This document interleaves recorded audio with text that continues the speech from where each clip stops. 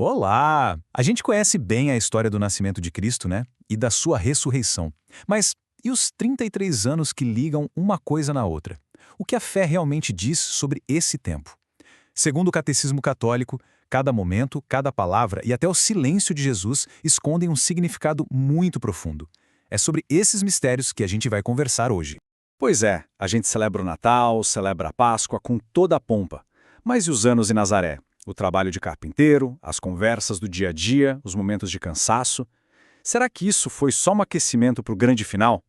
A fé cristã diz que não, de jeito nenhum.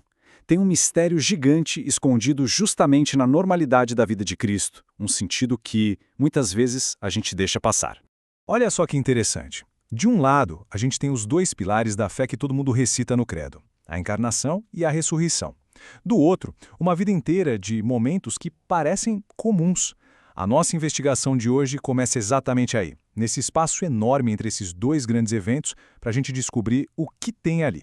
Para nos guiar, a gente vai seguir 5 passos bem simples. Primeiro, vamos entender por que os evangelhos não contam tudo.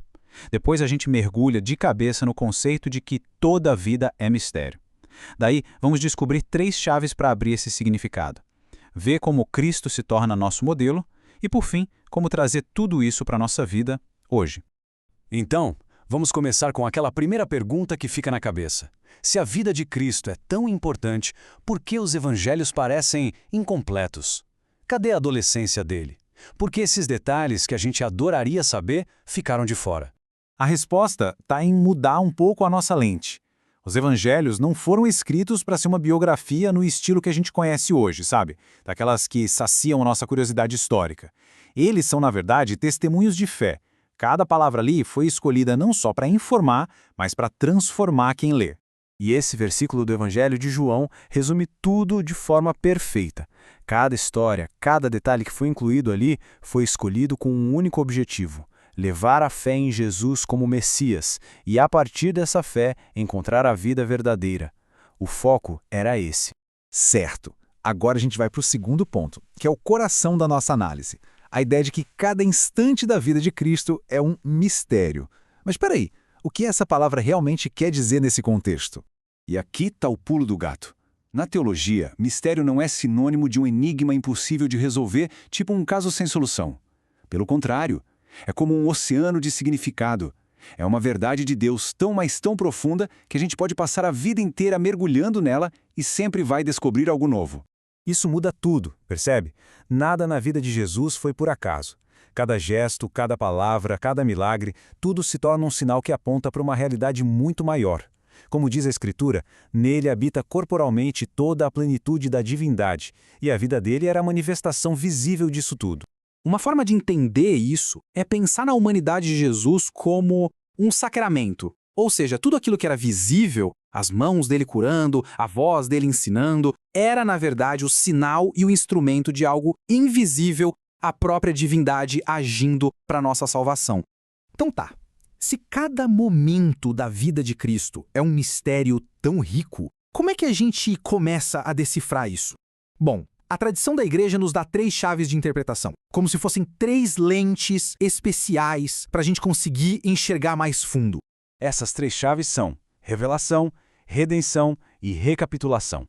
Parece complicado, mas não é. Cada ação de Jesus revela o Pai, ajuda na nossa redenção e recapitula, ou seja, restaura a humanidade. Vamos olhar cada uma com calma. A primeira chave é a revelação. É simples, cada ato de Jesus nos mostra como Deus é. Quando ele perdoa, está revelando a misericórdia do Pai. Quando ele acolhe quem ninguém queria por perto, está revelando o amor incondicional do Pai. Como ele mesmo disse de forma bem direta, quem me vê, vê o Pai. A segunda chave é a redenção. E aqui tem um ponto fundamental. A salvação não aconteceu só na cruz. A redenção estava acontecendo em toda a vida dele. Ao nascer na pobreza, ele já nos enriquece. Com sua obediência silenciosa em Nazaré, ele repara a nossa teimosia. Cada palavra que ele dizia purificava quem ouvia. Cada ato já era um passo concreto na nossa salvação. A terceira chave, a recapitulação, talvez seja mais profunda. Pensa assim, a história da humanidade que começou com a falha de Adão é como uma música que desafinou. Cristo, o novo Adão, veio para tocar essa melodia humana do jeito perfeito. restaurando a harmonia original e, de certa forma, resumindo toda a nossa história na vida dele. Santo Ireneu, um dos primeiros grandes teólogos, explicou isso de um jeito muito bonito. Aquela imagem e semelhança de Deus que a humanidade tinha perdido ou arranhado foi recuperada em Cristo. Ele passou por todas as fases da vida justamente para restaurar nossa comunhão com Deus em cada uma delas. Ok, mas o que a gente faz com todo esse significado teológico? A quarta parte nos mostra como isso se torna algo muito prático. A vida de Cristo não é só para ser admirada de longe, não. É para ser vivida. Ele se torna o nosso modelo definitivo. Jesus não é só um salvador distante. Ele é o homem perfeito que nos convida a seguir os seus passos. A humildade dele vira um chamado para nossa própria humildade. A vida de oração constante que ele tinha nos convida a rezar também. A pobreza dele nos desafia a viver com mais desapego. E chegamos na nossa última parte. Como é que esses mistérios, que aconteceram há 2000 anos, podem ser vividos hoje em dia? Como a gente se conecta com eles agora? A resposta é surpreendente. Cristo não viveu esses mistérios para ele mesmo. Ele viveu para nós. Isso quer dizer que a coragem, a compaixão, a graça da vida dele não são relíquias do passado. Elas são como uma fonte de energia espiritual disponível para a gente, aqui e agora, porque ele continua intercedendo por nós. E essa citação final do catecismo muda tudo. A fé cristã não é só sobre imitar Cristo. É sobre permitir que ele continue vivendo os seus mistérios. A compaixão, o perdão, o amor através de nós, hoje. A proposta não é só ser como Cristo, mas deixar que Cristo seja Ele mesmo em nós.